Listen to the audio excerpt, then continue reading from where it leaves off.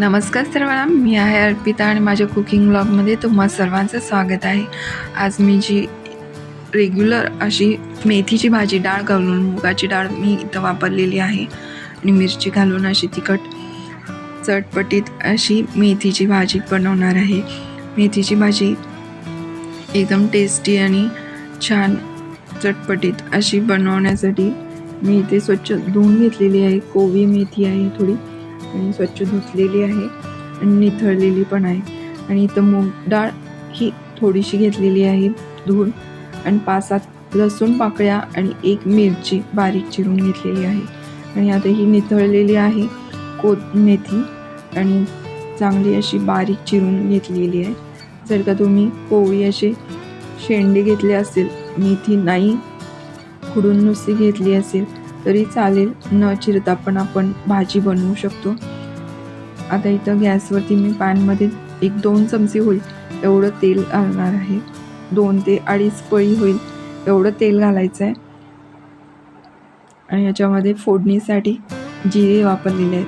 थोडेसे पाव चमचा अगदी जिरे घातलेले आहेत आणि ह्या लसणाच्या पाकळ्या ठेचून घातलेल्या आहेत आणि 1 मिरची. हे चांगले थोडेसे फ्राय होऊ द्यायचे आणि त्याच्यानंतर जी मेथी मी चिरली होती बारीक बारीक अशी ती ह्याच्यामध्ये घालणार आहे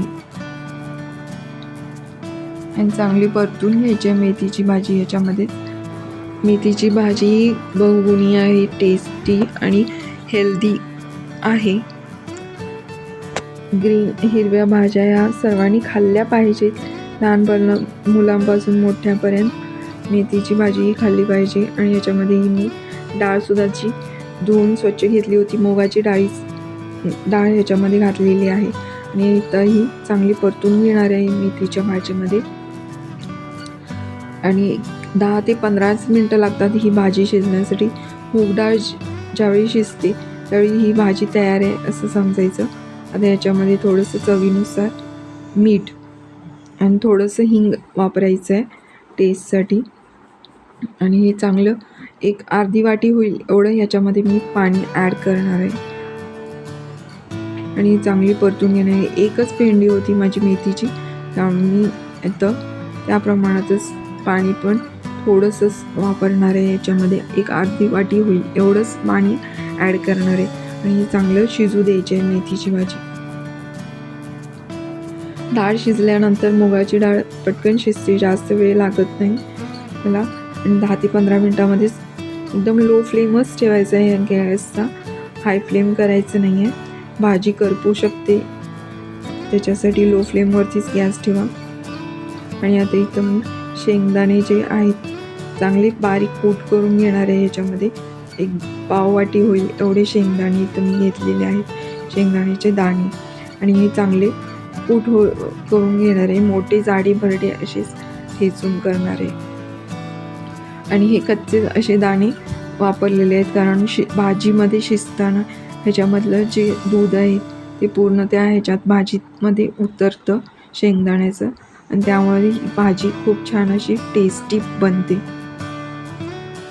त्यामुळे शेंगदाण्याचा वापर नक्की करा, जरूर करा, त्याच्यामुळे छान असं टेस्टी अशी मेथीची भाजी ही बनते.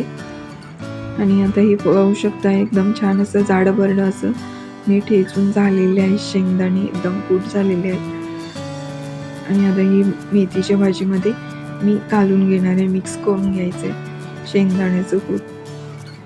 शेंगदाणे, डाळ, मिरची आणि लसणाच्या पाकळ्या हे सगळं घालून ज्यावेळी आपण मेथीची भाजी करतो खूपच छान असे टेस्टी बनते ही भाजी.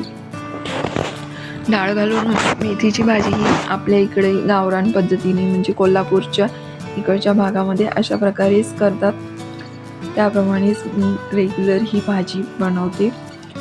आणि आता ही 5 मिनटं अशी होईल, 10 मिनटं मी चांगली शिजवून घेणार आहे भाजी. आणि याच्यामधलं पूर्णपणे पाणी आटल्यानंतर याच्यामध्ये 1 पाव चमचा होईल, अर्धा चमचा होईल एवढी साखर घातलेली आहे. साखर घालून बघा, मेथीच्या भाजीला खूप छान अशी टेस्टी येते. या मेथीच्या भाजीला साखर घालत नसाल तर नक्की घालून पहा, तुम्हालाही आवडेल ही मेथीची भाजी खूप छान अशी चव येते याला मेथीच्या भाजीला.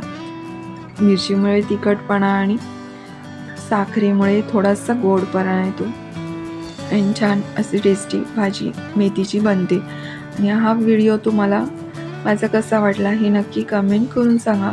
माझ्या व्हिडिओला तुम्ही लाईक, शेअर आणि सबस्क्राईब करायला विसरू नका. माझे व्हिडिओ तुम्ही शेअर करत नसाल तर नक्कीच शेअर करा. आणि तोपर्यंत माझं सर्वांना धन्यवाद.